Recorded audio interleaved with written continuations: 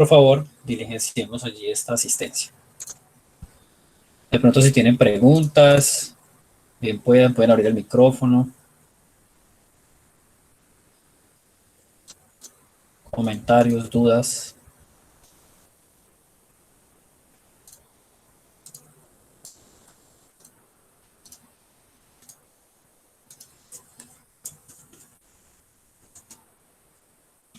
Listo, allí está la asistencia entonces, para que por favor la vayan registrando.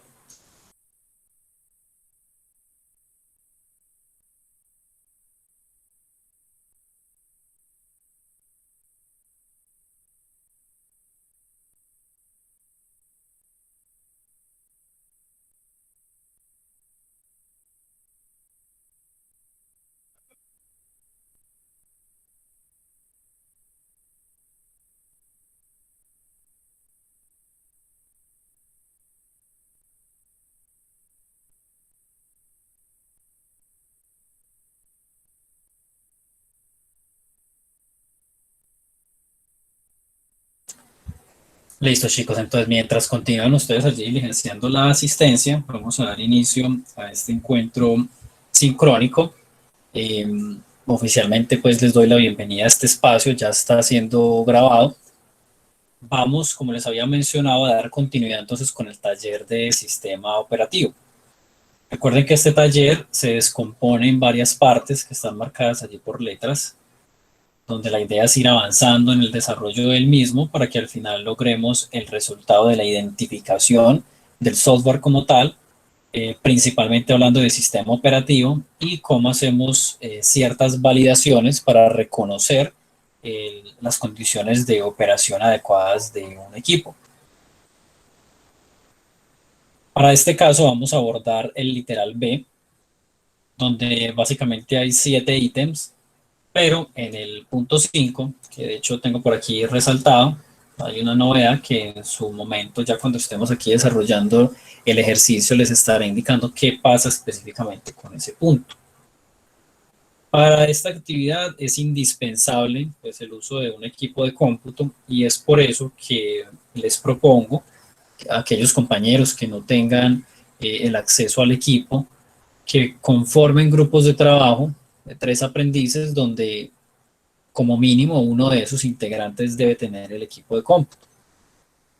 Sí les pido el favor que si hay pues varios aprendices que cuentan con el acceso a este recurso, traten de distribuirse de manera equitativa para que logremos apoyar a los demás compañeros que de pronto no tienen el acceso al equipo. Porque si conforman grupos donde los 3 tienen computador, pues allí estamos perdiendo un recurso que puede servir allí de trabajo en equipo para los demás compañeros. Esa actividad ustedes la van a poder desarrollar de la siguiente manera. ¿Sí? El aprendiz que cuenta con el equipo, pues evidentemente es quien instalará el programa y ejecutará allí las acciones.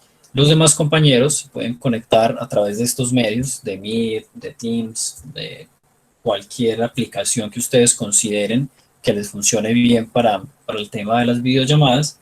Yo recomendaría esta por ser liviana. ¿Sí? Teams ocupa mucho espacio y no solo eso, sino también en datos en las transmisiones.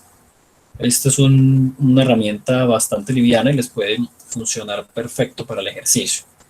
Los demás compañeros, ¿qué es lo que hacen? Simplemente el grupo de trabajo pues debe interactuar por la videollamada sobre el paso a paso que van a ejecutar. ¿Sí? Esto debe quedar allí documentado en un informe que básicamente es el producto de este ejercicio. Es un documento que contiene unas capturas de pantalla, unas descripciones, una información del equipo de trabajo y el soporte también de la participación de estos aprendices en el grupo de trabajo. O sea, debe quedar allí una evidencia.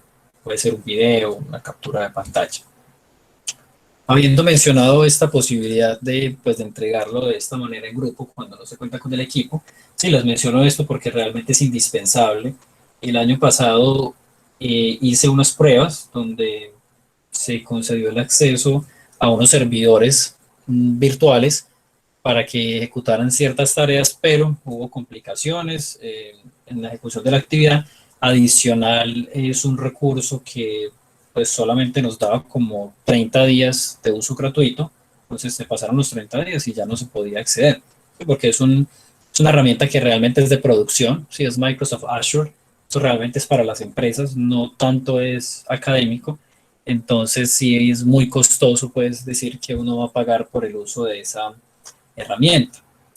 Sin embargo, yo considero que lo más viable es este trabajo de esa manera, pues en grupo, por lo cual entonces vamos a iniciar con los ítems que están allí, digamos, planteados en ese literal B, y les voy a explicar desde el inicio cómo hacemos la descarga del programa. Bueno, yo estoy compartiendo la pantalla completa, ¿sí? Si de pronto se les queda estático algo, si de pronto se les cierra cualquier cosa, entonces me indican por favor, porque es importante que logren visualizar cada uno de los pasos que yo voy a realizar aquí. Entonces, lo primero que vamos a necesitar para el trabajo va a ser un programa que se llama VirtualBox. Es básicamente una máquina virtual y este nombre, digamos, se deriva en que el software tiene una característica específica que me permite trabajarlo como si se tratara de un computador en físico. Sí, básicamente es como tener un computador diferente dentro de otro computador. Entonces, a eso se le llama una máquina virtual. No quiere decir que la máquina virtual me deja tener un solo computador, no, yo puedo tener varias máquinas virtuales instaladas en el programa con configuraciones diferentes, por ejemplo Linux, Windows 7, Windows 10, pero ¿cuál es el requisito para poder instalarlas? La capacidad real que yo tenga en mi equipo físico, ¿sí? El equipo que también se conoce como anfitrión. Ese computador, pues en la medida que yo vaya utilizando muchas características, inevitablemente el equipo va a sufrir digamos, un esfuerzo de trabajo, entonces yo necesito que ese computador digamos, no esté sobrecargado trabajando con varias máquinas virtuales al tiempo. Pero no quiere decir, como les digo, que solo pueda tener una. Yo puedo tener 5, 6 o 7, pero a la hora de ejecutarlas, de utilizarlas, va a ser una por vez.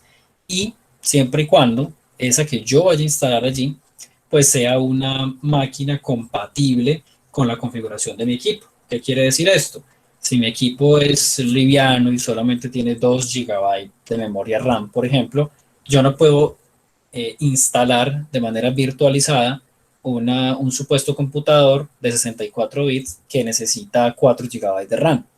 Sí, esto no va a ser viable. Siempre dependemos de las características que tenga el computador principal. Sí, esto sí es fundamental.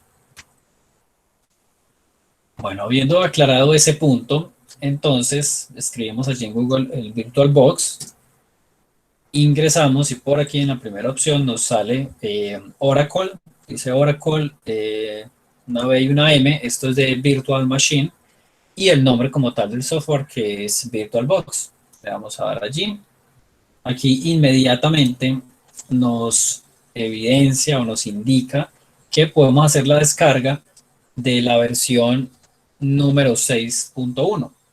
Esta es la última versión que se maneja del programa. Entonces simplemente le vamos a dar allí clic y él nos lleva a otra página donde digamos que se desglosa toda la información de esa versión. Sí, esto es unas herramientas que me sirven para validar la integridad del archivo que estoy descargando, porque muchas veces uno hace una descarga y por haber fluctuaciones en la red nos queda una descarga de menor tamaño al que realmente es y empiezan a salir errores. Entonces esto que aparece por acá simplemente son como unos códigos que permiten validar si yo hice una descarga de forma correcta. Normalmente pues no es necesario el uso del elemento, pero se los menciono para que lo conozcan. Aquí entonces arriba nos aparece qué plataformas están disponibles para la descarga. Lógicamente, si estamos desde un computador Windows, entonces le voy a dar en la opción Windows Host.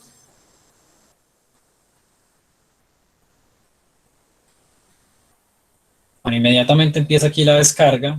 Yo la voy a cancelar porque ya lo tengo en el equipo. ¿Sí? Por aquí está. Este es el archivo. Es un archivo que pesa 103 megabytes. Es un instalador. Este no es ejecutable, o sea, hay que instalar como tal el programa en el equipo. Simplemente le dan doble clic o le dan enter. Y aquí el administrador para la instalación, el asistente de instalación más bien, nos va a guiar por todo el proceso. Solo es darle allí siguiente, A mí me sale esta ventana porque yo ya lo tengo instalado. Si ustedes no lo tienen instalado, le va a salir otra opción ahí para darle siguiente y luego finalizar. Cuando ya ustedes le den en finalizar, van a poder eh, abrir como tal el aplicativo del equipo. Bueno, entonces esa es la opción directa para hacer la descarga, ¿sí? Desde la página. Pero yo les voy a compartir un enlace que es a esta carpeta. Se los estaré enviando allí por el grupo en el WhatsApp para que lo tengan más pues, al alcance. Y es el mismo archivo. ¿Sí? Lo que hice fue subirlo a este Drive para que les quedara más cómodo, porque estos otros archivos los tenemos que descargar, entonces para que tengan todo como en un solo espacio, así que no tengan que ir de un lado a otro.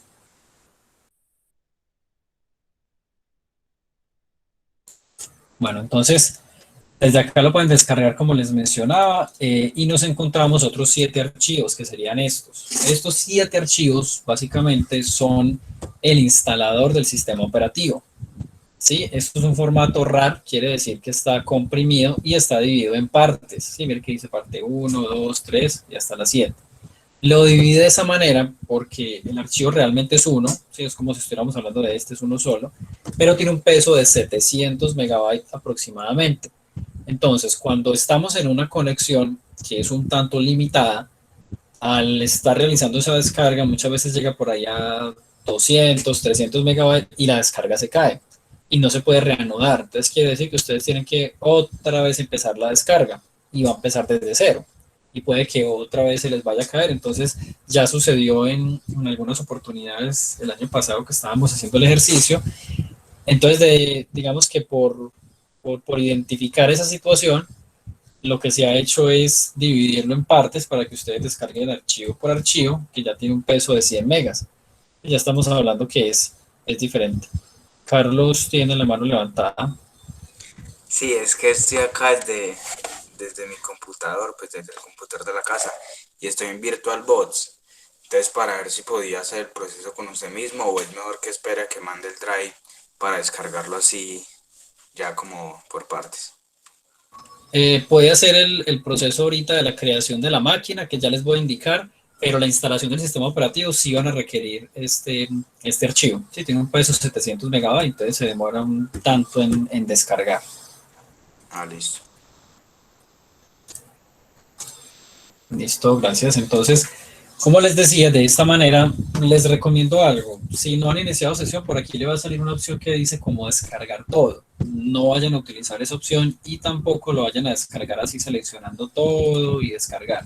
¿Por qué razón? Porque al hacer esto, el sistema lo que hace es comprimir todo esto en un solo archivo. Entonces perdemos como el proceso de lo que se quería hacer, ¿sí? Que es descargar uno por uno para que no se vaya a caer la descarga. Porque observen, yo le doy acá y le doy descargar. El sistema me dice preparando la descarga comprimiendo 8 archivos, ¿sí? Para descargar uno solo. Esto no es lo que queremos, esto no nos sirve. Lo que vamos a hacer es uno por uno. Descarga, termina ese, el otro, para no saturar la conexión y que realmente yo pueda tener todos mis archivos completos en el computador y que así no vaya a tener errores. Cuando ya realizo la descarga, entonces miren acá, esta es la carpeta de mi equipo. Entonces tengo las 7 partes de la imagen de disco y tengo el instalador VirtualBox que está en esa misma carpeta de Drive. ¿Qué voy a hacer ya cuando lo tenga acá? No le voy a dar ni doble clic, ni le voy a seleccionar y le voy a dar Enter, sino que le voy a dar clic derecho. Estos iconos, me olvidaba mencionarles, pueden cambiar. Sí, aquí se ven como unos libros, pero porque este es el icono de una aplicación que se llama WinRAR, que me permite comprimir y descomprimir archivos.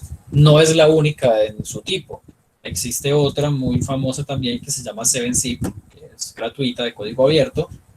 Existe WinZip, entre otros. ¿Sí? Yo les recomiendo esta o 7zip. ¿Por qué razón? Las otras aplicaciones ustedes las instalan y hacen una descarga, listo, descomprimen un archivo y al rato les empieza a lanzar publicidad que la compren, que está a mitad de precio. Bueno, entonces eso no deja trabajar y termina uno dando clic por allá y descargando programas que no sirven para el equipo. O sea, que no, lo único que hacen es quitarnos espacio allí. Entonces les decía, le doy clic derecho y aquí en el menú, eso se llama un menú contextual, yo le voy a dar en extraer aquí. Si tengo WinRAR me va a salir aquí, extraer aquí. Si tengo 7zip, lo más normal es que aparezca solamente aquí y me desglose las opciones aquí en esta subventana. Pero es lo mismo. Sí, mire que dicen, lo que pasa es que pues aquí está en inglés, cuando ustedes lo instalen creo que les deja seleccionar el lenguaje. Pues aquí yo no lo he cambiado, pero por aquí dice extraer archivos o extraer archivos ahora. ¿Cuál es la diferencia? Cuando yo le voy a extraer archivos, él me pregunta que a dónde lo quiero extraer. Si yo le doy ahora, él lo va a extraer allí mismo donde están estos archivos, sin preguntarme otra ruta. No escuchan nada. Chicos, el resto me escucha. Sí, normal. Sí, señor. Entonces, Brian, dele F5 ahí a la página para que se le refresque y vuelve a ingresar a la sala. Si de pronto es un error allí con ya sea los audífonos o los baffles o el sistema que esté utilizando. No sé si de pronto alguien, por favor, al compañero le puede indicar por un audio en el WhatsApp o un mensaje para que él haga este proceso. Sí, simplemente es que vuelva a inglés.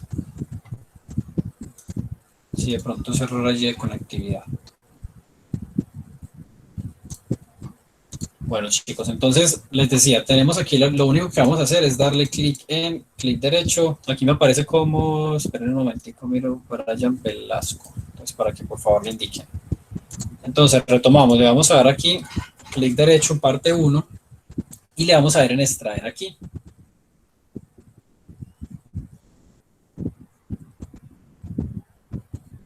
Listo, entonces allí comienza el proceso. Esto no es un archivo tan pesado, pero se va a demorar dependiendo las características que yo tenga en mi computador.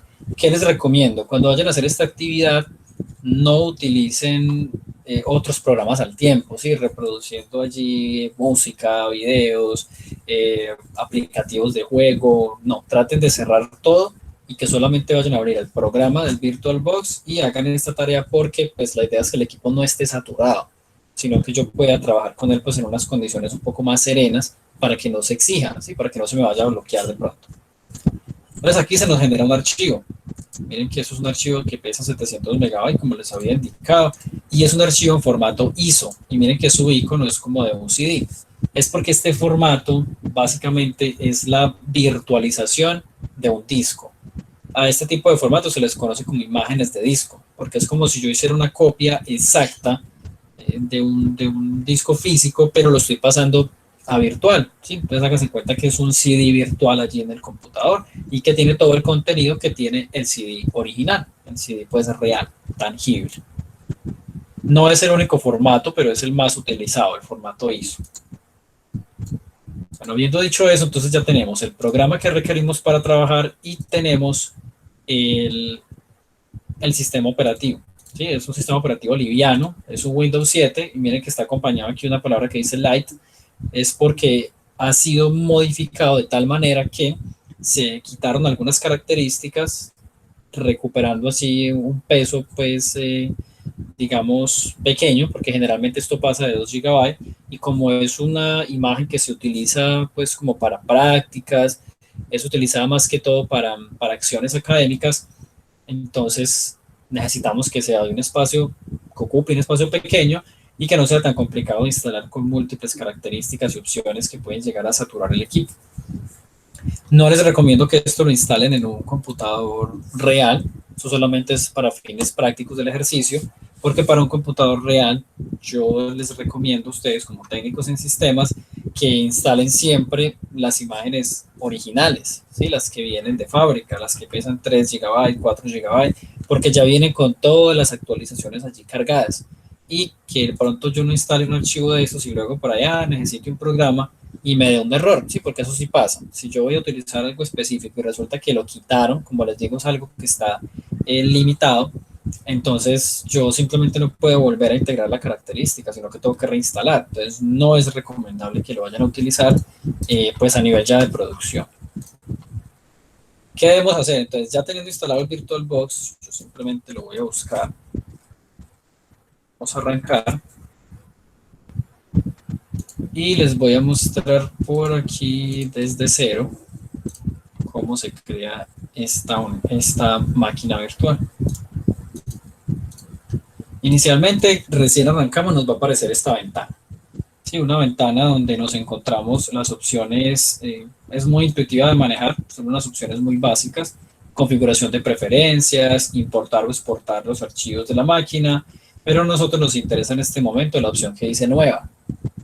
Vamos a dar en nueva, y aquí, si nos devolvemos al taller, nos dice que debemos crear la máquina desde cero y asignar el nombre Windows 7 más el nombre del aprendiz. Entonces, Windows 7 guión, y miremos por aquí un nombre, así. Listo, si ustedes son varios, resulta que va a trabajar Sarita con Angie, por ejemplo. Pues por aquí escriben Angie y también va a trabajar Juan. Entonces lo van a colocar de esta manera. Esto que es la ruta donde va a quedar guardada, no es necesario modificarla, pues la que esté allí por defecto, esa es la que vamos a utilizar. No me genera pues un conflicto cambiarla. Si ustedes quieren la cambio, si no la dejen como está. Básicamente es simplemente una carpeta donde se van a alojar los archivos que genere esta máquina virtual. En tipo, ya viene por aquí seleccionado Windows. En el momento de yo escribir acá que la máquina se llama Windows, pues él detecta que tiene que ver con este entorno. Pero voy a cambiar la versión a 32 bits. Vamos a ver en siguiente. Luego nos encontramos con una ventana donde nos solicita que insertemos el tamaño que va a tener nuestra máquina virtual en cuanto a memoria RAM. Esto va a cambiar en función de la cantidad que yo tenga en mi computador real, ¿sí? En mi computador anfitrión. Por ejemplo, en este caso, pues trabajándolo desde mi equipo, yo tengo una capacidad de 16 GB. Entonces él me dice, listo, usted puede moverse por acá en esta línea verde, asignando hasta por aquí, y el máximo que da, según eso, son como 10 punto algo gigabyte. Pero no es necesario todo eso, chicos, ¿sí? De hecho, apenas nosotros ingresamos, nos dice que lo mínimo recomendado es 1024 megabytes, que si hacemos la conversión a gigabyte es el equivalente a 1. Cuando vamos a instalar un sistema operativo de 32 bits, ese es el mínimo recomendado. Pues así yo tenga más, yo no le voy a asignar todo eso. Yo lo voy a dejar en 1024 porque es suficiente para que el equipo trabaje. Ahora nos habla sobre el disco duro y nos da varias opciones. Si voy a dejarlo sin disco, o sea, estoy creando la máquina pero sin almacenamiento, eso no es lo que necesitamos, porque vamos a hacer una instalación y por ende necesitamos un espacio donde alojar la información. Yo no puedo instalar un sistema operativo en un computador sin disco duro, es imposible. Me da la opción de crear un disco duro o de buscar uno que ya exista. Eso es porque es una máquina previa que había creado, pero la opción que necesitamos nosotros es crear un disco virtual ahora, ¿sí? Desde cero. Le voy a dar en crear y me muestra 3 formatos para ese disco. Yo voy a utilizar el primero. ¿En qué cambia uno en función de otro? Bueno, realmente los cambios tienen más que ver en acciones administrativas, acciones de soporte en red, cuando se utiliza de una manera, digamos, no académica, sino de producción, entonces es que se evidencian esos cambios. De otra manera, no. Por lo cual vamos a utilizar el de la propia marca, que es VirtualBox. Ya los otros tienen compatibilidad con otras marcas, pero pues no es lo que necesitamos en este preciso instante. Así que lo vamos a dejar en el que está predeterminado. VirtualBox, Dix y Mesh. Vamos a dar en Next y allí nos aparecen otras 2 opciones. Una es reservado dinámicamente y otra es tamaño fijo. El tamaño fijo, si yo seleccionara esa opción, cuando yo le diga que mi disco quiero que tenga 20, 30, 50 GB, al decirle tamaño fijo, lo que hace este proceso es que va a crear un archivo que va a funcionar como disco duro virtual. Para este computador principal va a ser un archivo, pero para nuestra máquina va a ser su disco físico, que pese la cantidad que yo le haya indicado, 10, 20, 30, 40 gigabytes. Esto quiere decir que inmediatamente va a coger todo ese espacio del disponible que yo tengo en mi disco principal, en mi disco real, y ya lo va a ocupar. O sea, es como si yo tuviera ahí, por ejemplo, una película o quién sabe qué cantidad de fotos y videos y me estén ocupando 50 gigabytes del computador. Entonces, esto es muy poco, digamos, muy poco necesario o no le vemos como el sentido, porque si yo voy apenas a hacer una instalación y es una práctica y va a tener un crecimiento pues así como poco a poco escalonado, pues lo más ideal es que yo utilice reservado dinámicamente. ¿Por qué? Yo, ¿qué le voy a decir? ¿En qué cambia con respecto a tamaño fijo? Yo aquí le estoy diciendo a la máquina, créeme un disco que va a tener máximo, por ejemplo, digamos, establecemos el mínimo que es 32 GB. Yo le voy a decir, máximo este archivo se puede expandir hasta 32 GB, pero yo voy a empezar que un tamaño súper pequeño, un archivito ahí de 500 megas, un gigabyte, algo pequeño, y a medida que yo voy instalando, que yo voy haciendo uso de ese archivo, él se va a expandir hasta el máximo que yo le determine. Así que es en el siguiente paso donde yo le determino el tamaño. Es mucho mejor porque si así yo le coloqué a esto que va a tener 500 GB, él solo va a llegar a ocupar los 500 si es que en esa máquina virtual yo logro ocupar todo ese espacio. ¿Sí? De lo contrario no va a pasar. Por otro lado, también va a depender de lo que yo tenga disponible en mi computador real. Sí, porque no podemos sacar gigabytes de almacenamiento así de la nada. Sí, eso no está en el aire, no es algo virtual. Aquí, digamos, se transforma en virtual porque es un ejercicio donde la máquina lo que hace es que crea un archivo y le muestra ese archivo como si fuera el disco. Pero para nosotros, hablando ya desde el equipo principal, eso va a depender es de un disco duro físico que yo tengo ahí insertado en mi computador. Y si ese disco, por ejemplo, tiene solo 100 gigabytes, pues yo no puedo, 100 gigabytes disponibles, yo no puedo pretender que voy a asignarle a la máquina virtual 200 gigabytes, porque ¿de dónde me saco los otros 100? Y de hecho es digamos, un procedimiento mal ejecutado asignar también el 100% del espacio libre, porque el equipo puede tender a bloquearse. Entonces, habiendo dicho esto, vamos a seleccionar la opción reservado dinámicamente y la vamos a ver en siguiente. En este punto es donde él nos solicita que determinemos cuál va a ser el tamaño del disco.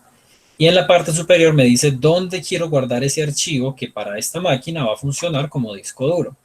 No es necesario modificarlo, a no ser que, por ejemplo, ustedes tengan dos discos o dos particiones, y esto generalmente marca el C, si no estoy mal. Sí, miren, aquí está en el C. Y si ustedes ahí tienen poco espacio, pero en la partición D tienen espacio, entonces les recomiendo que lo cambien. Le dan clic derecho acá y van y buscan la carpeta donde quieren alojar el archivo. De lo contrario, si ustedes cuentan con el espacio, no van a tener inconveniente. Como les decía, lo vamos a dejar en lo mínimo recomendado, que son 32 GB. No va a ser más, digamos, o no vamos a necesitar un espacio tan grande porque solo es una instalación básica con su respectiva configuración. Le vamos a dar en crear y allí está. De esta manera he cumplido aquí el primero y segundo paso. ¿Sí? Aquí tenemos, creé la máquina desde cero y le asigné un nombre. Luego asigné recursos de RAM y de almacenamiento. Entonces, ya, hasta este punto yo tengo mi máquina virtual creada. Pero ¿será que esa máquina me funciona? ¿Ustedes qué dicen? Si yo le doy a esto a encender, ya entró un Windows o un sistema operativo. Los escucho, muchachos.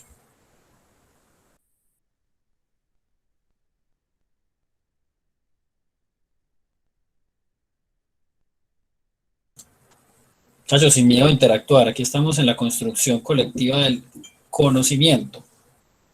Sí, aquí. Voy a hacer el favor de repetir la pregunta. Sí, les decía que aquí ya tenemos creada la máquina virtual. Pero ¿será que si yo le doy a esto a encender, si yo arranco ya voy a entrar a un sistema operativo, ya voy a poder manipularlo como si fuera un computador, o qué creen ustedes? No, yo creo que le faltan instalar más componentes, que apenas han hablado del disco duro y de la RAM. Listo, Carlos, muchas gracias. Bueno, importante la mención que realiza. Digamos que este proceso, esta actividad con la máquina virtual, básicamente lo que hace es utilizar pues la pantalla de mi equipo principal, ¿cierto? Como si fuera un monitor de ese computador. Por otro lado, el procesador se utiliza es también el interno que yo tengo en mi equipo. O sea, yo no podría definirle, bueno, a esta máquina entonces le voy a poner un procesador AMD y resulta que el procesador de mi computador es Intel. sea, ese parámetro sí no se puede modificar porque el procesador es el que está en mi computador. Ahora, la fuente de poder va a ser lo mismo, ¿sí? Es lo que alimenta mi computador real, mi computador principal. Lo mismo la tarjeta madre. Digamos que allí lo único que yo puedo, los parámetros que yo puedo cambiar son el tamaño de esa memoria RAM, la capacidad del disco y yo sí puedo jugar con unas variaciones del procesador, pero en cuanto a la capacidad máxima que yo puedo utilizar de él. O sea, trabaje al 10% del procesador real, ¿sí? Un ejemplo. Pero digamos que la pregunta está orientada hacia el software, ¿sí? Porque hasta ahora lo único que hemos hecho es cambiar algunos elementos que tienen que ver con lo físico del equipo, más no hemos hecho allí una interacción de software para decir que ya está disponible para su uso. Entonces, ¿qué vamos a hacer allí? Seleccionamos la máquina virtual y le vamos a dar en la opción que dice configuración. Bueno, miren que aquí está la información que yo agregué desde el principio. Aquí si ustedes se equivocaron en algo, les faltó agregar o quitar algo, lo pueden hacer.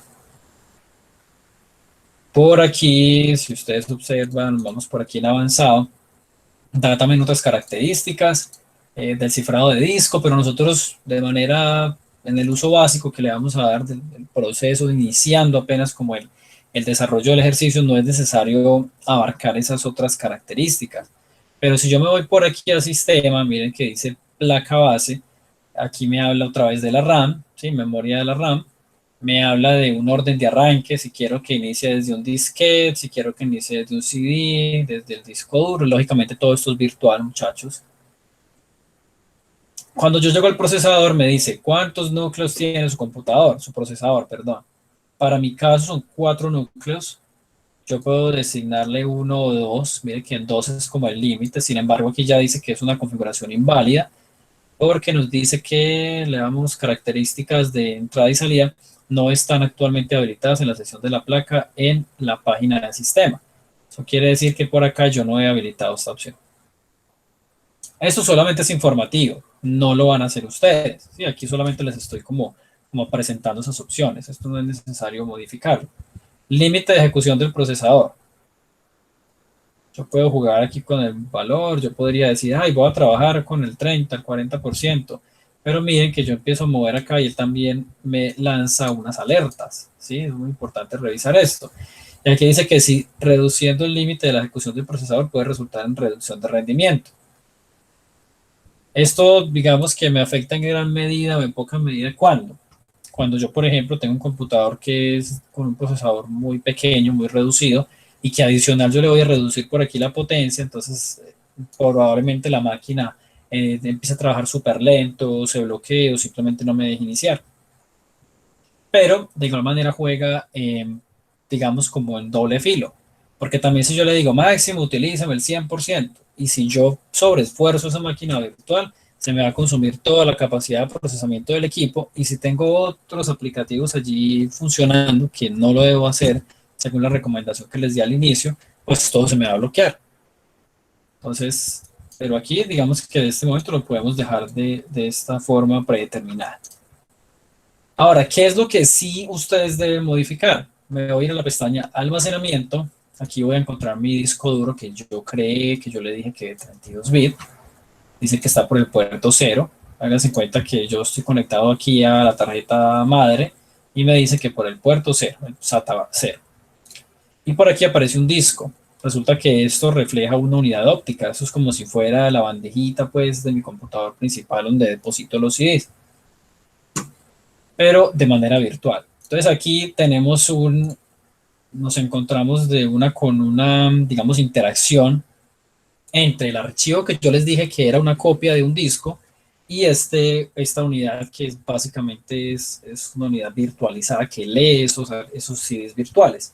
Yo le voy a dar por aquí en esta opción y me voy hacia donde dice seleccionar un archivo de disco. Aparece por aquí el gestor de archivos o el explorador de archivos de Windows. Ustedes deben ubicarse donde hayan descargado ese archivo. En mi caso, por aquí está la ruta. Selecciono ese archivo que dice Windows 7 Lite.iso y le voy a abrir. Miren que inmediatamente queda allí cargado. Le doy a aceptar y ahí ya es como si yo hubiera sacado por allá la bandejita del CD y hubiera puesto el CD a mi máquina. ¿Qué me falta ahora? Entonces voy a encender el equipo. Le doy clic derecho o simplemente le doy por aquí en la opción iniciar.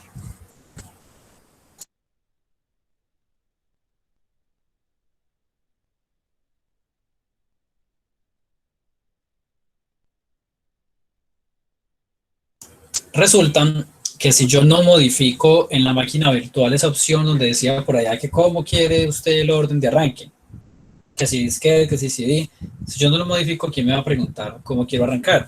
Basta con seleccionar desde aquí el mismo archivito que ya había encargado allá. Sí, mírenlo acá. Y le voy a iniciar.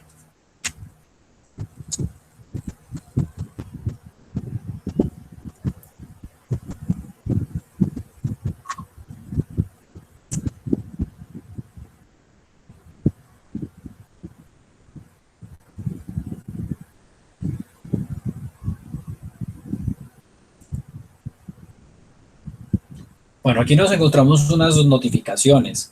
En la parte superior hay una indicación donde dice que está activada la autocaptura de teclado y la integración del ratón.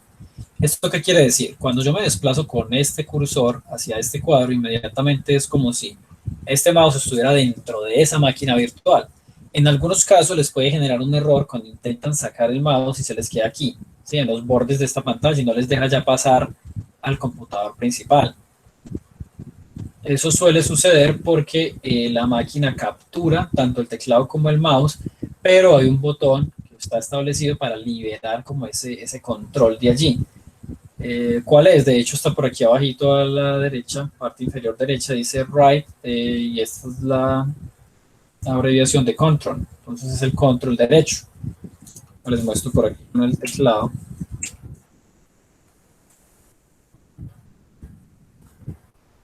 Básicamente es este botón, ¿sí? Este control de acá. Ustedes lo presionan una vez y ya él se libera.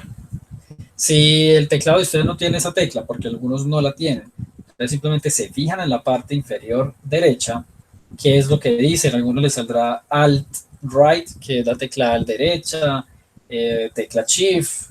Entonces, dependiendo de su tipo de teclado, les aparece aquí una u otra opción. La normal y por defecto es esta, control derecho. Volviendo aquí a la máquina, entonces miren que ya nos encontramos el asistente de instalación del sistema operativo. ¿Qué tenemos acá? Este es Windows 7. Me pide el idioma. Yo les dije que se han recortado muchas características de este sistema operativo, donde, permítanme por favor, donde básicamente nos deja un archivo base y yo puedo, si quisiera, más adelante incorporarle diferentes idiomas. Pero pues esto ya es si fuera necesario. Luego de eso tenemos el formato de hora y moneda. Vamos a seleccionar aquí Colombia. Y aquí tenemos un método de entrada que es el teclado Latinoamérica. O puedo escoger español o bueno, de hecho hay una cantidad enorme de opciones. Y casi que cada país o cada empresa define sus protocolos diferentes para el uso del teclado.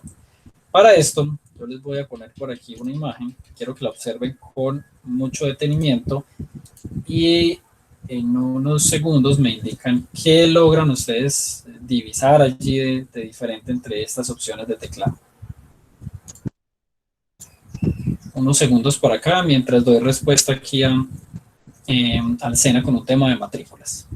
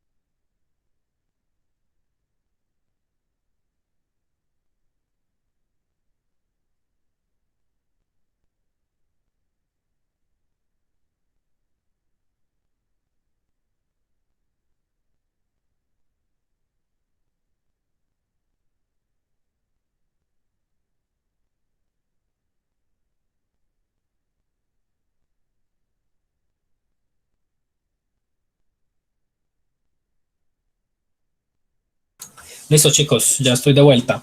¿Quién, por favor, así de manera voluntaria, me indican qué evidencian allí de diferente en esos tipos de teclado?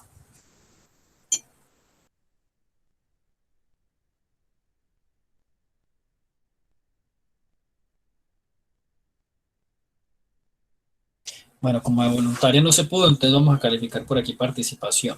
Por aquí al azar, vamos a ver.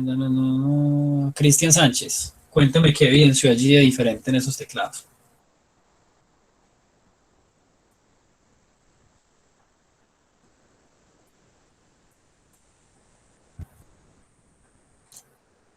4, 3, 2, 1. Perdió la opción. Listo. Daniela Mosquera.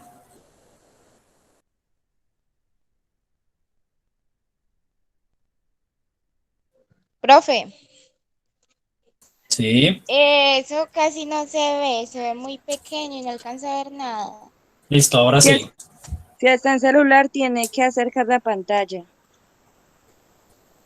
Sarita tiene la mano levantada.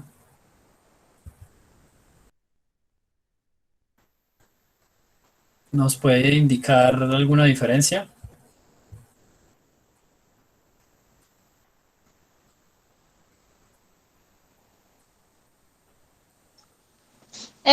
La arroba, por ejemplo, la arroba son diferentes partes. Correcto. Sí, es una de las más notables que aparecen Ok, allí en ese cierto, teclado. sí. Esa es una de las más notables y de hecho es una de Pues yo las que miré, yo nosotros detallé debemos y pues sí. fijarnos. Ajá. Listo, muchas gracias. Hay otra tecla allí que es muy característica, sobre todo para el lenguaje de nosotros, ¿sí? Para el español. ¿Quién me dice cuál es? Hay una letra que falta. La ñ. Sí, señor.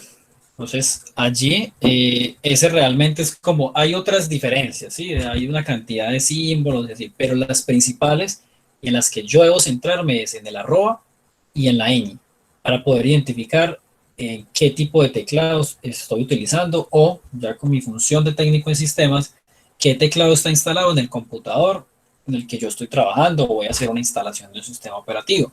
Porque la idea no es aquí seleccionar como, ay, bueno, yo creo, como yo estoy en Colombia, pero no está Colombia, entonces esto es Latinoamérica, entonces, ya, listo, entonces este es el teclado.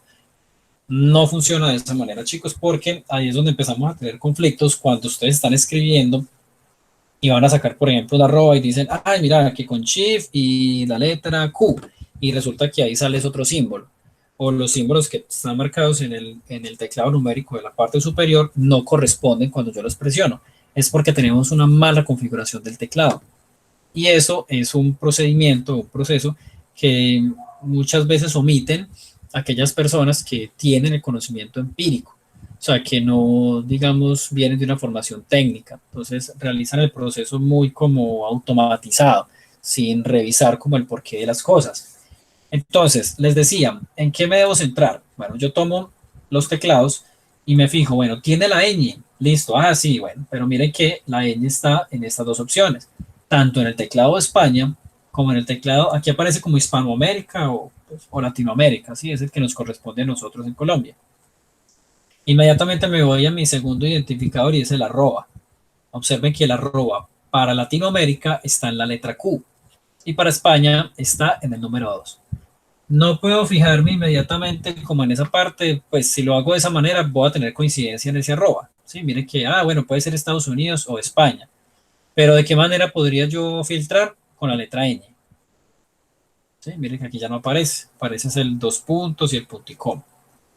Sí, entonces es algo que se deben aprender. Es muy sencillo, es realmente muy básico. Ubico si tiene la letra ñ, si la tiene y el arroba está en la Q es de Colombia, Latinoamérica, si está en el 2 es de España, si no tiene la ñ es de Estados Unidos. No, pues esto por hablar de los tres principales, ¿cierto? Porque si yo me encuentro por allá otra, digamos, distribución de teclado que no tiene la ñ, porque vamos solamente es para hispanohablantes, pero digamos tiene este símbolo y el arroba lo tiene por acá en un 4. Sí, esto ya podríamos estar hablando de teclados que se distribuyen en otros países de Europa o las configuraciones, una de tantas configuraciones que aparece acá, lituano, Letonia, maorí, bueno, cualquiera de estas que pues no nos funciona, ¿cierto? Porque van a estar allí muchas veces con otros símbolos, con otro dialecto a nivel de la escritura, en la caligrafía. Entonces, para mi caso puntual, les pongo de nuevo por acá mi teclado en pantalla. Entonces, yo ubico la ñ, no la tiene. Listo. ¿Y dónde está la arroba? Ah, está por aquí en el 2. Quiere decir que eso es un teclado de qué tipo. ¿Quién me dice? De Latinoamérica. No, señor, porque no tiene la ñ. Es de España. Tampoco, porque la arroba No, está... es un teclado. Estados Unidos. No, Es un Estados teclado Unidos. americano, es correcto. Es un teclado de Estados Unidos, ¿por qué razón? Porque no tengo la letra ñ aquí donde debería de ir, sí que debería estar ubicada al lado de la letra L. Miren que ahí es un 2 puntos. Y ya con decir que no tiene la ñ, yo ya sé que eso no es ni de España ni de Latinoamérica. Así que por descarte, y si estamos hablando de que es pues un teclado de, normal, pues de producción, así como comercial, yo inmediatamente sé que es de Estados Unidos, pues porque no estoy tampoco en ningún país extraño de los que aparecían allí. Bueno, entonces este equipo es de Estados Unidos, entonces yo voy a buscar acá, Estados Unidos. Y le voy a dar ahora sí en siguiente. Es importante esto, de pronto ustedes lo ven como muy básico, como que, eso solamente es como el nombre del teclado. Pero como les digo, esto pasa mucho y he visto muchas veces, sobre todo en esos sitios como de alquiler de equipos, no digo en todos, pero digo que a nivel personal sí lo identifiqué en uno, donde en vez de cambiar la configuración y que fuera la configuración correcta del teclado en el mismo sistema operativo, lo que hicieron fue pegarles unos papelitos encima de las teclas con los símbolos que salen cuando ellos los presionaban. Entonces, por ejemplo, si es un teclado de Estados Unidos y resulta que tiene ese 2 puntos ahí, pero cuando ellos le dan clic, o sea, lo seleccionan, sale la ñ. Entonces lo que hicieron fue pegarle ahí la letra ñ en un papel con plástico ahí encima. Y pues imagínense algo que se puede cambiar desde el propio sistema y pues se complican la vida pegando la información al teclado cuando pues el problema no radica desde allí. Entonces el problema de configuración sí me trae dolores de cabeza cuando yo quiero presionar un símbolo que a su vez no conozco el código con el que funciona y siempre me va a dar equivocado. Esto es un dolor de cabeza, sobre todo cuando usted necesita hacer un documento de afán, necesita enviar un correo y es buscando un símbolo y no lo encuentra por ningún lado. Entonces, habiendo aclarado ese punto, lo que vamos a hacer aquí ya es darle la opción instalar. Que es lo que me interesa en este momento. Está la opción de reparar y es cuando ya el equipo presenta una falla puntual.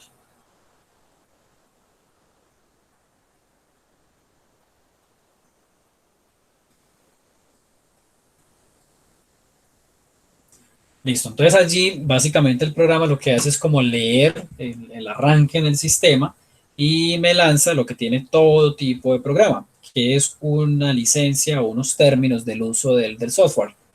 Miren que esto es cortico, es un documento allí. Realmente esto es sumamente extenso y no es porque sea Windows. Todos los programas tienen pues un manual aquí de términos. Esto parece una biblia, eso es inacabable. Esto es supremamente extenso. Y básicamente, ¿qué dice allí? Allí nos indica qué puedo hacer yo con el software. Si es licenciado, pues que solo lo puedo utilizar pagando, que yo no voy a reproducir copias piratas, que no lo voy a utilizar con fines no legales, que la licencia tiene un término de uso por tanto tiempo, que la licencia es al portador, que están amparados en las condiciones legales de X países, o sea, toda la información que tiene que ver detrás de la comercialización de un producto, porque esto pues en última es un producto. Que si lo tengo que leer, que si no, pues se recomienda la lectura de todo para yo, digamos, saber qué es lo que estoy utilizando, ¿cierto? Pero también veámoslo desde otra perspectiva y es la siguiente. Yo no tengo aquí opción de decirle al sistema, no acepto sus términos y condiciones. O sea, esa opción no existe. Y si algún programa la tiene, cuando yo le diga no, inmediatamente, ¿qué va a hacer? Se me va a cerrar el programa y me va a decir que no se puede instalar. Sí, porque es apenas lógico. Yo no puedo decir, quiero utilizar este programa, pero no acepto sus términos. Esto es improbable. O sea, si yo quiero utilizar algo, pues yo me tengo que adaptar a los términos de uso de ese algo. Entonces, en últimas, ¿qué voy a hacer? Simplemente aceptar los términos de esa licencia y dar en siguiente. Por aquí me voy a encontrar con dos opciones. Una es actualización. Esta se utiliza principalmente cuando yo ya tengo un sistema instalado en el computador y lo que quiero hacer es una actualización, una migración, donde se van a sobreescribir los archivos de la actualización sobre la que ya estaba. O sea, yo no estoy haciendo una instalación en limpio, no estoy borrando el sistema, sino que estoy montando un sistema sobre otro. Yo nunca recomiendo esa opción, muchachos. ¿Por qué razón? Cuando yo tengo que formatear un equipo, ¿sí? Que es como coloquialmente se le llama, aunque realmente formatear es vaciar una unidad de almacenamiento, ¿sí? Porque si yo digo voy a instalar un sistema, yo digo voy a reinstalar y previo a eso, ¿qué debo de hacer? Formatear la unidad, ¿sí? Pero de manera muy coloquial se utiliza el término formatear el computador y eso ya involucra como todo, desde formatear la unidad hasta instalar el sistema operativo y configurarlo. Pero les explico pues como de qué va esta terminología. Entonces, ¿por qué yo no lo recomiendo? Cuando se hace de esta manera y el sistema de pronto ya ha venido con fallas, ya tiene unos añitos instalado en mi computador, si yo lo instalo sobre ese es muy probable, o sea, un porcentaje sumamente alto, que me arrastre todos los errores que vienen de esa versión clásica, de esa versión antigua. Entonces yo por eso nunca recomiendo eso. Lo que recomiendo es que hagan una copia de seguridad de los archivos personales que tenga el usuario en un disco externo, en una USB, en un almacenamiento en la nube. Y luego nos vamos a la opción personalizada avanzada y aquí me van a aparecer todos los discos que yo tenga instalados en el computador, ¿sí? Digamos que membreteados con la palabra disco 0, 1, 2, 3, 4, dependiendo la cantidad que tenga. Para nuestro ejercicio en la máquina virtual tengo un solo disco. Sí, es un disco que está, miren que está sin usar. Dice que es un disco que tiene el total disponible pues de almacenamiento calibre y no está asignado. ¿Sí? Miren que dice en un espacio sin asignar. ¿Qué quiere decir esto? Que el espacio está ahí sueltico. Yo no lo he como comprometido para que trabaje en esta máquina. Entonces, ¿qué le voy a dar? Aquí, opciones de unidad. Si esto ya estuviera con un formato, yo ya tuviera las 32 GB allí que yo dije, venga, necesito utilizarlas en este sistema, pues yo le daría formatear, ¿sí? Que básicamente es borrar, como les decía, toda información que esté allí. Por eso es muy importante la copia de seguridad antes de, ¿sí? Como recomendación ya ustedes en el ejercicio de funciones de técnico en sistemas, así el cliente le diga a usted, no, borre todo eso, que eso no pasa nada, yo un poco de archivos viejos ahí, fotos y unas canciones, que yo no utilizo eso, lo que muchas veces hacen el comentario.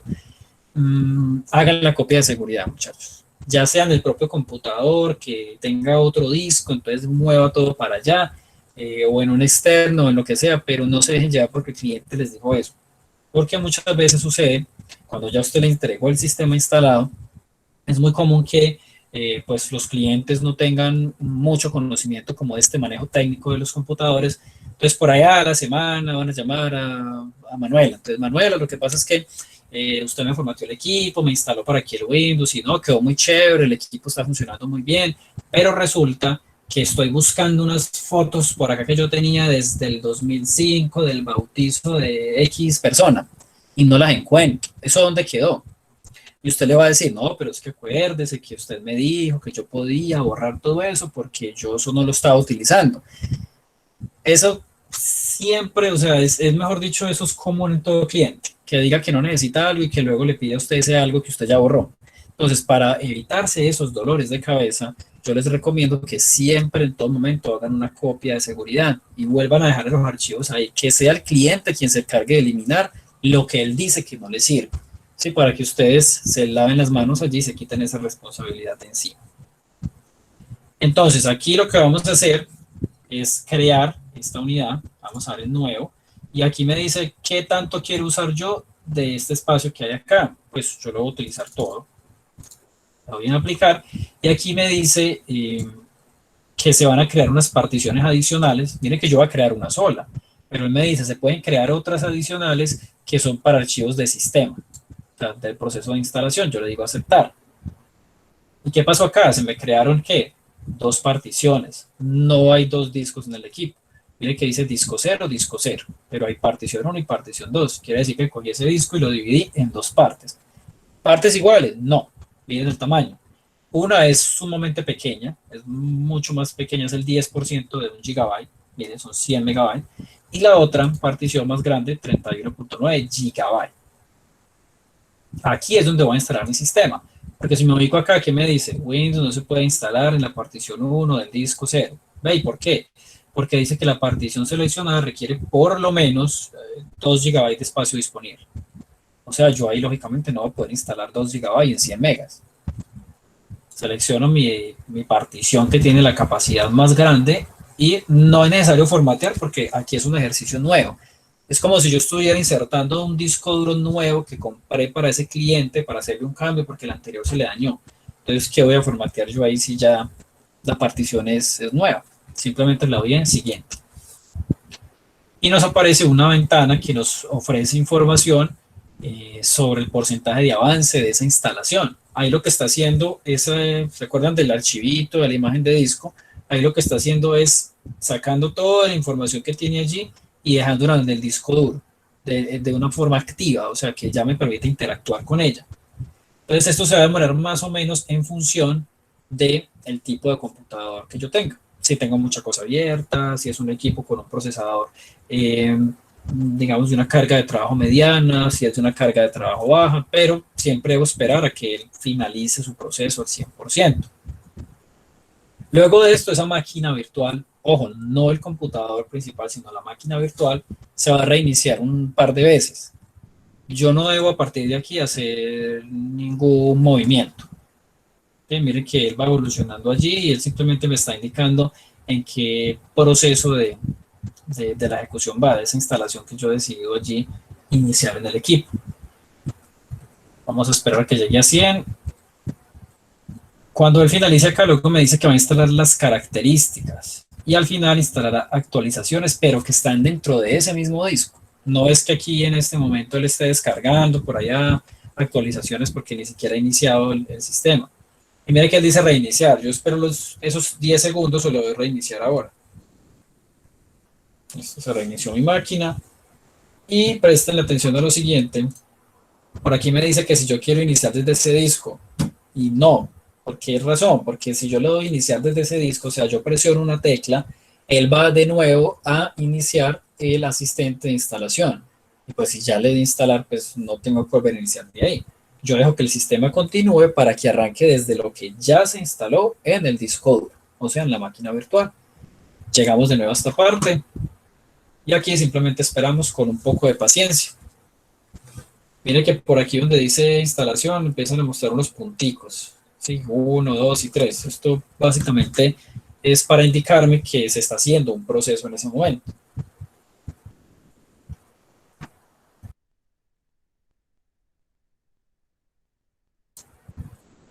Listo, después de acá él se va a reiniciar otra vez y va a decir que está instalando unas características. Entonces, como yo ya tenía una máquina previamente con esta instalación, sí, ustedes no van a hacer eso que yo acabo de hacer, ustedes simplemente esperan allí con paciencia que él termine. Yo pues para efectos de no demorarnos, para efectos de adelantar la actividad y que puedan observar cómo se ve en ese punto, entonces simplemente le voy a dar aquí iniciar a esta máquina que ya tenía yo con esa configuración.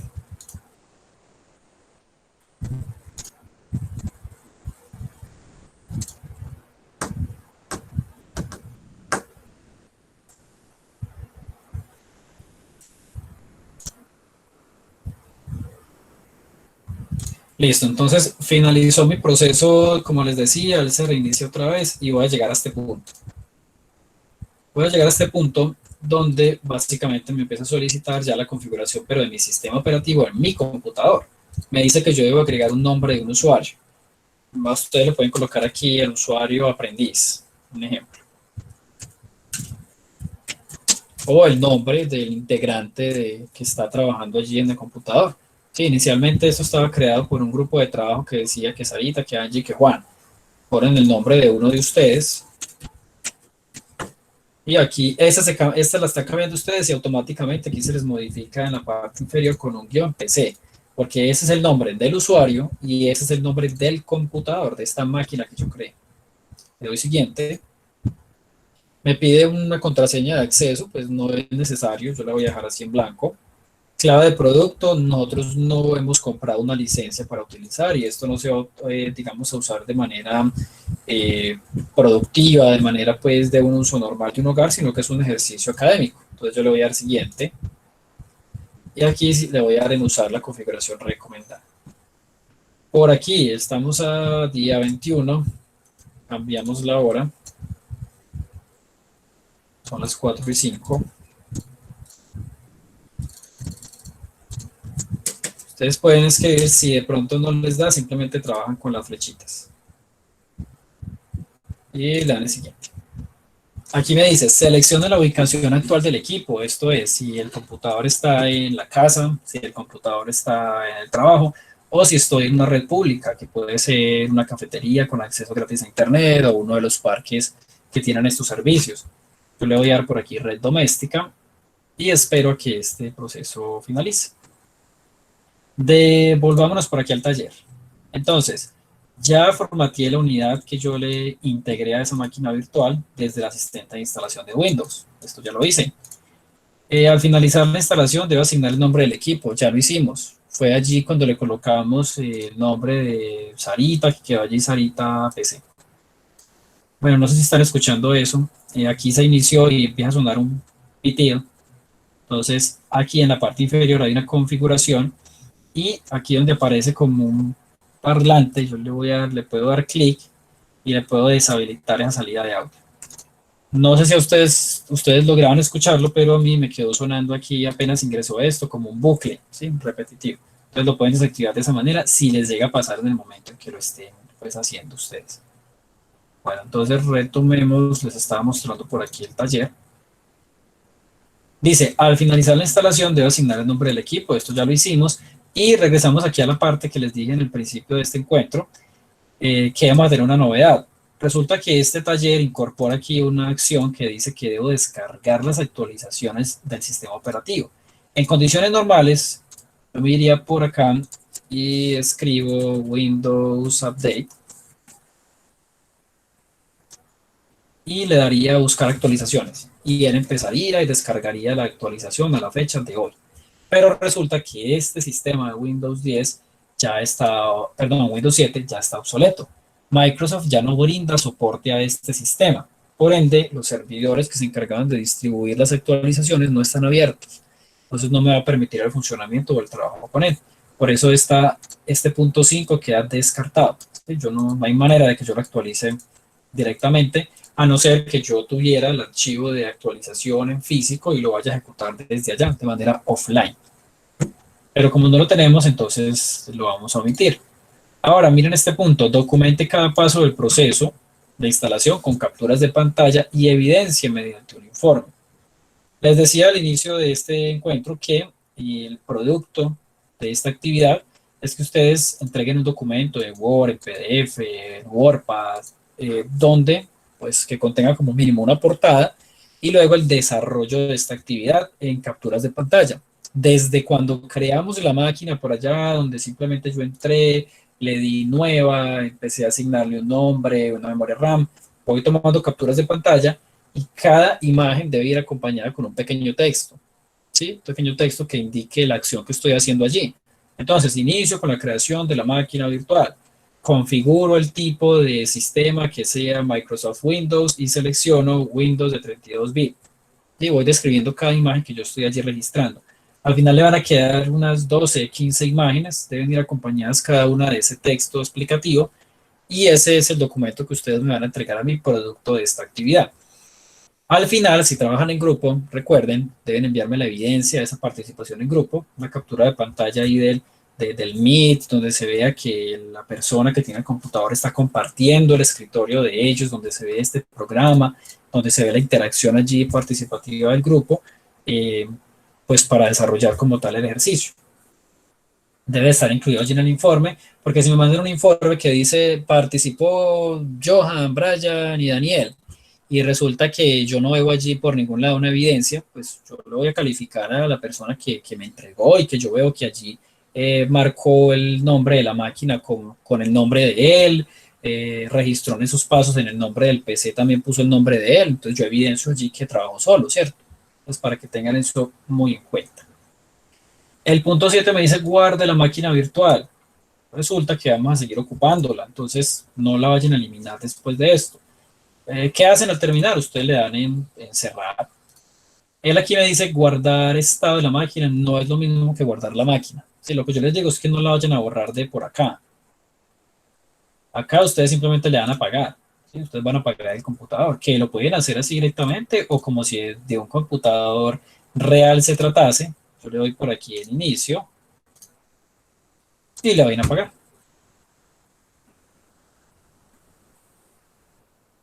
Listo, ya quedó apagada la máquina. ¿Qué es lo que les digo? Guardarla, que no lo vayan a eliminar de acá, que no le vayan a dar por aquí a esto eliminar, ni vayan a desinstalar este programa porque vamos a seguir ocupando esa máquina virtual. Bueno, muchachos, en eso consiste el ejercicio del literal B. Ahora sí escucho sus preguntas, consultas, dudas.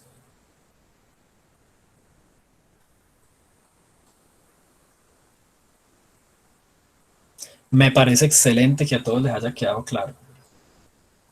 Me parece sumamente bien. Recuerden que de todas maneras les voy a compartir la grabación del encuentro para que ustedes ya con detenimiento, cuando vayan haciendo así pausadamente el ejercicio en sus casas y en compañía de sus equipos de trabajo, puedan devolverse a un punto específico y analizar allí qué aspecto de pronto pueden estar haciendo de manera equivocada, porque estos procesos muchas veces generan errores cuando yo me equivoco en uno de los pasos que debo ejecutar o de pronto lo estoy haciendo en un orden diferente. Carlos, tiene la mano levantada.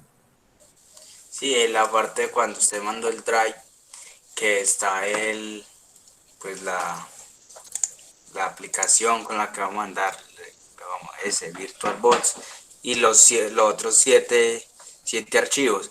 Entonces solo hay necesidad de extraer uno, que se hace con otros 6. No, ustedes deben descargar los 7 archivos. Lo que pasa es que vamos por aquí a la carpeta. Yo los descargué y listo, los tengo acá. Son estos 7 archivos. Resulta que es que este programita, este archivito, perdón, está dividido en 7 partes. ¿Sí? Porque miren que este solo pesa 700 megabytes. Pero cada uno de estos pesa 100. ¿Sí? Si yo sumo todo esto, me da los 700 megabytes. De pronto el último pesa menos, pero es porque en el ejercicio de comprimirlos de esta manera, siempre se reduce un poquitico el espacio que ocupa el archivo. ¿Esto sale de dónde? Yo si le doy a este solito, le doy a extraer, no me va a salir este archivo de 700 megabytes. Si yo no tengo estos archivos y solo tengo uno, él me va a decir, error, no se encuentra la parte 2. Miren que aquí está marcado, parte 2. Dicen, por favor, identifique la ruta donde está la parte 2 del archivo para continuar la descarga. Entonces yo debo tener los 7 ahí junticos en una misma carpeta y solo a uno. Yo le puedo dar a este o a este, al que sea, le doy extraer y él va a iniciar el proceso de reconstrucción de todas estas partes en un solo archivo. Cuando ustedes ya logren extraerlo, ustedes pueden eliminar esto sin problema. Cuando ya lo tengan aquí, ¿sí? Lo tengan extraído en su unidad como un archivo único. ¿Sí? Mírenlo aquí, 700 megabytes. Ya en ese momento ustedes pueden borrar estos de acá.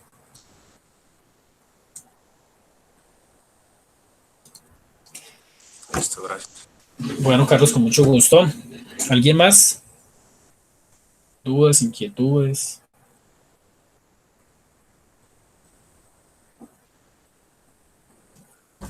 Bueno, muchachos, entonces, por aquí creo que se conectaron algunos después de la hora. Voy a reenviarles la asistencia por el chat para que por favor la registren y que